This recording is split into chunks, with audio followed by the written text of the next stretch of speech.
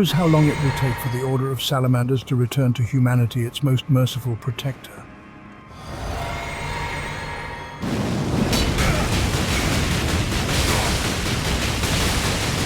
In a galaxy torn by eternal conquests for the rational allocation of forces and resources, every member of human society must be an efficient and fruitful element, bringing benefit to the Imperium. This is intervention. As a sign of brotherly union, the warriors carved small symbols on each other's armor, which formed the Imperial Aquila during a handshake. At the sunset of the Great Crusade, Garrow earned high praise from the Sisters of Silence, with whom he participated in the pursuit of the Jorgo. Mortarion also could not fail to recognize the outstanding talents of his warrior and noted Nathaniel with a unique yet honorable award. The Primarch offered Garrow to drink with him a beverage of exceptional toxicity, by demonstrating that in the galaxy there is no poison capable of bringing a Death Guard to their knees. As is known, even in the early stages of training, recruits of the 14th Legion voluntarily subject themselves to the effects of chemical agents, deadly viruses, and various poisons, developing resistance. Mortarion rewarded only the worthiest with a chalice of toxins, and Garrow understood this but still regarded such a reward without enthusiasm. The Space Marine's body resisted the supposed drink. However, refusing the Primarch was impossible. After the poison intoxicated Nathaniel, Mortarion began the interrogation, in which he attempted to determine to whom Garrow's loyalty belonged and whether there was a chance to sway him to the side of the warrior. For the captain avoided membership in the Warrior Lodge, it could not be without arousing suspicion. Nathaniel's answer disappointed the Primarch. The Astartes believed that regardless of any value the Lodge might hold, they were only dangerous because they were founded on secrets, from which troubles begin. But even after these words, Mortarion did not lose hope of turning Garrow to Horus's side, and even took him with him on the Vengeful Spirit as an advisor. The 7th Company of the Death Guard fought alongside the 1st Company of the Emperor's Children on the planet Istvan Extremis, where they faced a Psyker known as the Warseer. There Garrow received severe injuries and lost a leg, but was saved from death by the efforts of Fabius Bard. The bionic prosthesis irritated Nathaniel, as it caused the warrior to limp for some time. The apothecaries did not consider Garrow healed and declared him temporarily unfit for active combat duty. The 7th Company also could not join the rest of the region while their commander was unable to fight. For this reason, Garrow and his warriors avoided being sent to the surface of Istvan III. Nathaniel was tasked with organizing tactical support for the assault on Coral City. However, it was clear to the traitorous part of the Legion that, upon revealing what was happening on the surface, Garrow would never sign his words. Therefore, Grulgor, the Death Guard's 2nd captain, who was on the same ship with Nathaniel, has decided to kill a Terranian loyal to the Emperor. The Eisenstein on which the events unfolded was a small starship, classified as an escort vessel. Its dimensions did not exceed 2 kilometers, and it did not carry on board the Space Marines intended for landing. For this reason, the ship stayed in high orbit and did not plan to descend. The Primarch tasked it with intercepting possible evacuation shuttles of the enemy, so the captain was surprised when Grulgor ordered the ship to move to a lower orbit. Garrow suspects Primarchs must be achieved in an honest confrontation. Altharius considered some of his brothers to be fools. He knew that the Space Wolves composed sagas about the loudest battles where they glorified courage. But these stories were not necessarily about victory. In the opinion of Altharius, some Primarchs and their sons forgot about the objectives of the Great Crusade and simply Primarch himself considered the plan for a rapid capture of the capital and the prevention of war too simplistic. An outraged Guilliman called this campaign a wasteful expenditure of ammunition, as he was accustomed to conducting war in optimal ways, and did not understand that Altharius might have other, less obvious goals. It is hopeless to expect that disputes between those who consider Altharius a traitor to the Emperor and those who are convinced of his loyalty will ever subside. Both sides have significant arguments that are difficult. To act in such a way remain a mystery, though they raise questions. In particular, Mortarion tried to make the warrior doubt the loyalty of Altarius, but did not receive any reaction. Upon receiving data about the start of the civil war and the burning of Prospero, Khan ordered his troops to leave Chondax. In their path appeared a huge fleet of the Alpha Legion.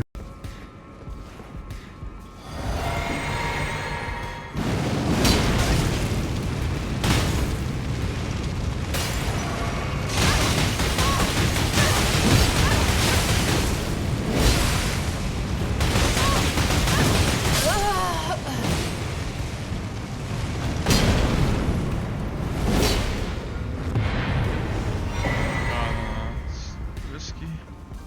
Guys.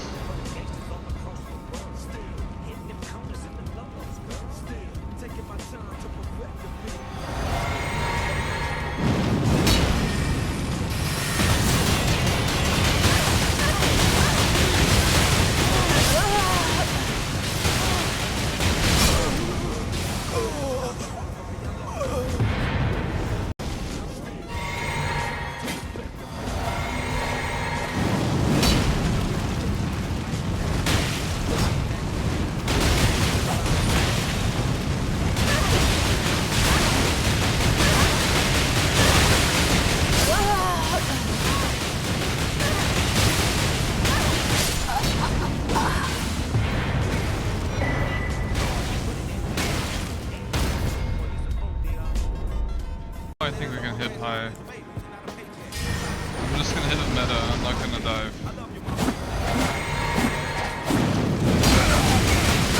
If he uses Dazzle, I'm gonna back.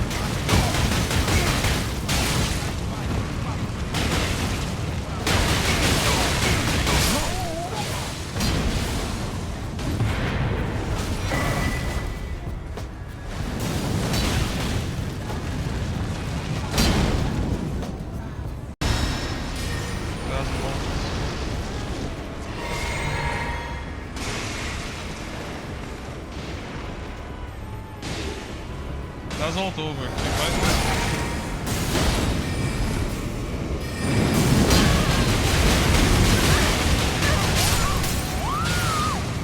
How does he hit me with that RP, dude? It's kind of insane.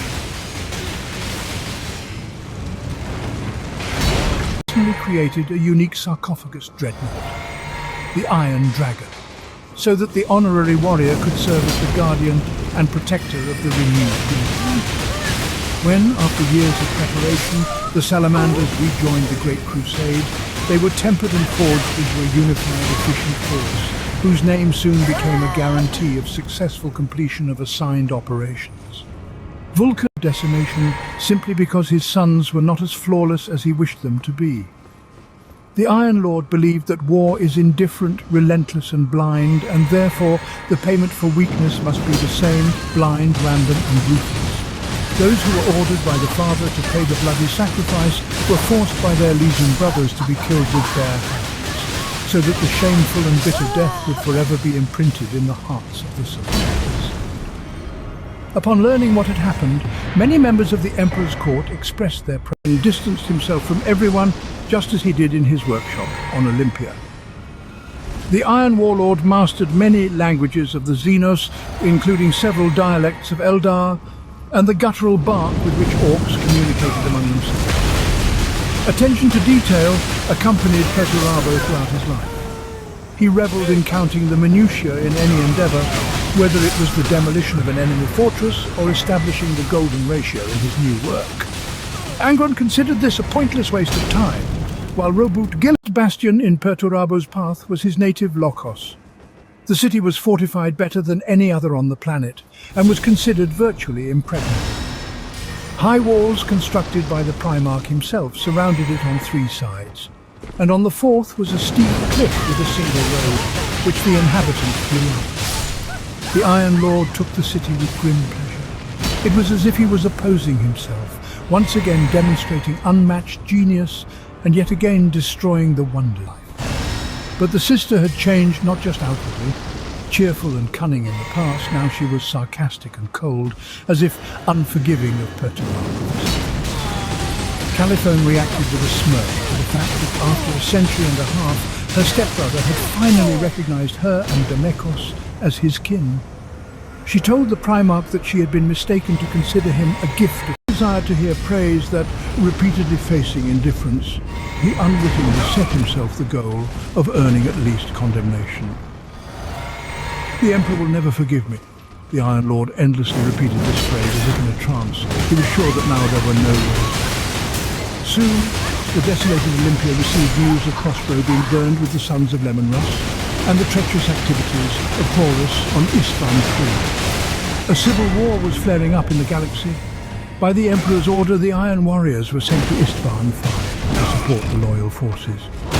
But by that day, Perturabo had already sided with the arch-traitor, who promised never. What we do know is that the Primarchs have two parts, and that they seem to be able to naturally do a lot of the whack shit in their space with the suns can, such as gaining knowledge by drinking blood or eating brains. However, they dial up level.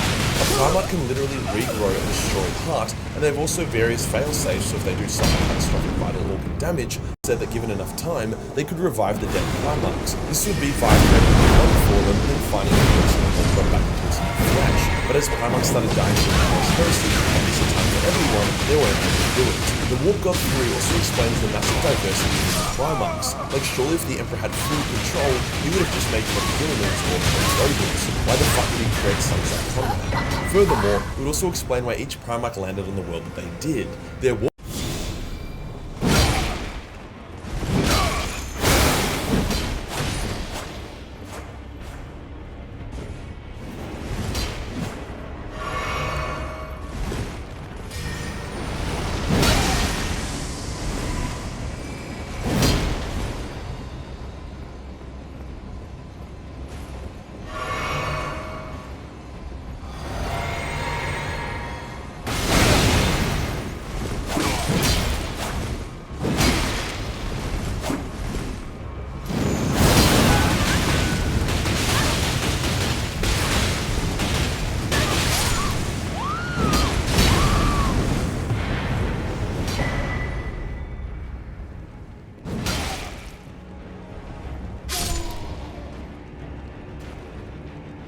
shit up. Abaddon would eventually reach Horus, only to find him dead, with Garviel Loken watching over the corpse. Abaddon was so sick of all the bloodshed, the corruption, and the dishonor, so he allowed Garviel to live peacefully, even agreeing that chaos was a bad idea. But then Erebus killed Garviel by summoning him back before convincing Abaddon that chaos was good. So yeah, Erebus dude. Abaddon would lead the surviving sons of Horus into the Hour of Terror, before abandoning his legion to do some soul-searching. However, many of the other traitor legions blame the sons of Horus for the heresy and its defeat, resulting in their current turbo shit situation. Thus, the faction and had been succeeding, so the Dark Elder laid a trap, luring the Raven Guard onto a world and then engaging them in battle. They killed some, captured more, however the heroics of the Raven Guard led them to free their battle brothers. Overall, seemingly a victory for the Raven Guard. However, this was all according to plan. 100 years later, all of those captured Raven Guard who were freed, or new Raven Guard who were created using the gene seed taken from those original captured Raven Guard, rapidly mutated into monsters that attack their allies. Has been killed before. Your life is a constantly paranoid existence, where you can trust nobody and everyone hates you. There is also no escape. The only way to actually have a chance at a somewhat not dog-shit life is to renounce the Dark Elder and join the Minari of the Dark World. That's right, the only way to avoid the horrors of being a Dark Elder is to stop being a Dark Elder. So the next time a Dark Elder is skinning your flesh whilst destroying your arsehole with their spiky metal strap-on, just remember who the real victim is. It's important to have empathy. If you enjoyed the video and you want to support the channel, then Patreon is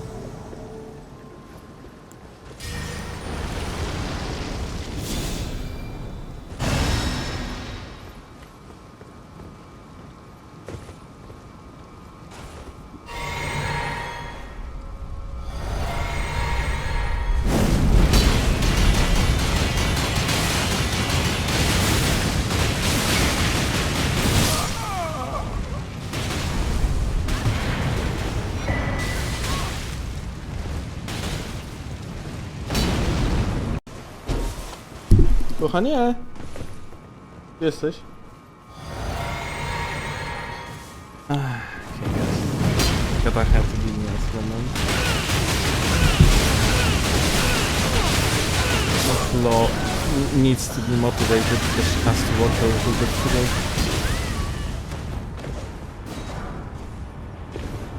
To consolidate their attack on the industrial world of Ikar 4. Once more, the Ultramarines met the Tyranid threat with courage and steel, fighting alongside hundreds of Imperial Guard regiments and elements from 7 other Space Marine chapters. The 4th Company once again led the battle, with Idias and Uriel both receiving the Imperial laurel for their bravery. The alien forces were repelled once more, but the threat of Hive Fleet Kraken persisted. The Tyranid fleet fragment oaths of brotherhood tied the fate of Tarsis Ultra to the Ultramarines, and when a colossal space hulk drifted into the system, Captain Ventress led his men deep into its haunted depths to destroy it from within. Inside, the Ultramarines encountered nests of frenzied orcs and something far worse, Genestealers. The battle within the hulk was among the fiercest the 4th Company had faced, but they fought their way out. Ventress, Pesanius and the guerrillas were eventually captured by Warsmith Honsu of the Iron Warriors.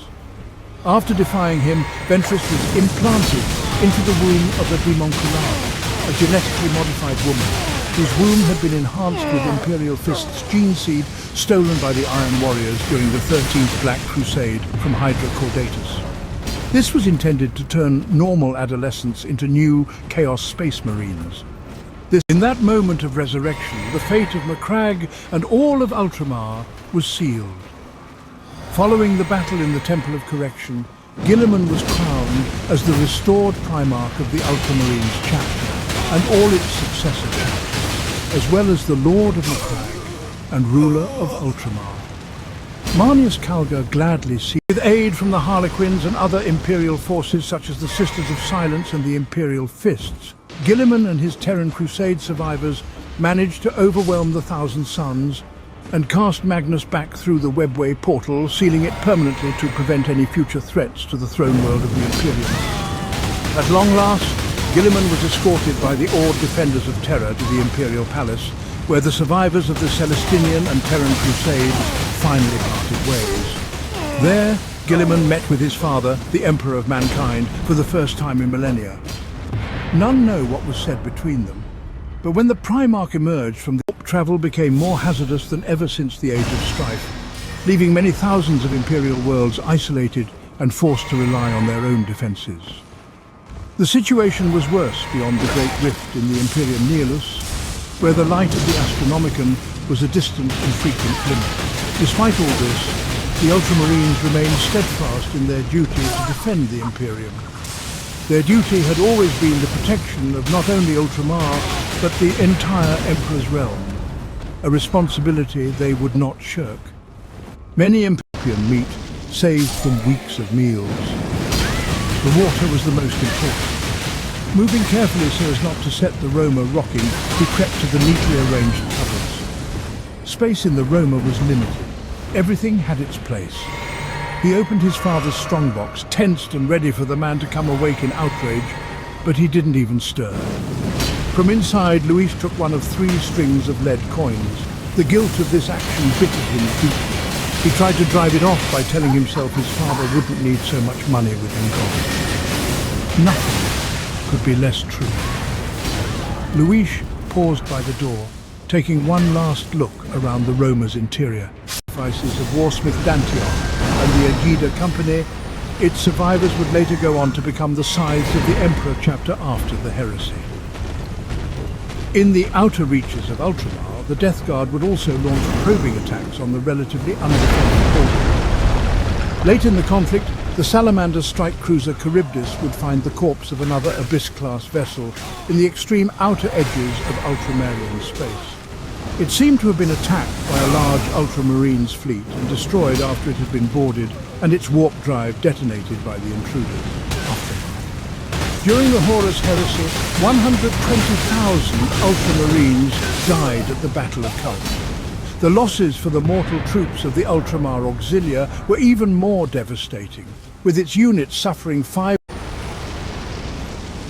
And he's spanking me. Fuck you. Darmo. Dał drink the coffee, sub this is not gonna finish.